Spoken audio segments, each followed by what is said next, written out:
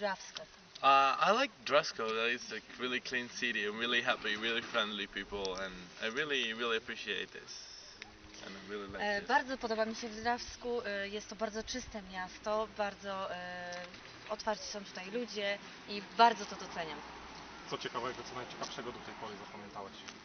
What is the most interesting in Drawsko? The schools are really nice. I've been in a lot of schools now here in Dresco, and I really appreciate them. And was really nice students and really friendly. I really like it. Skąd przyjechałeś i jak się nazywasz? Co może najchętniej to przetłumaczę to wcześniej powiedzieć. Tak? What I like, what I don't like. Jest. Najbardziej podobają mu się szkoły, uczniowie. Był w wielu szkołach, miał możliwość zobaczyć wszystkie i we wszystkich mu się bardzo podobało, więc jest to naprawdę bardzo fajne.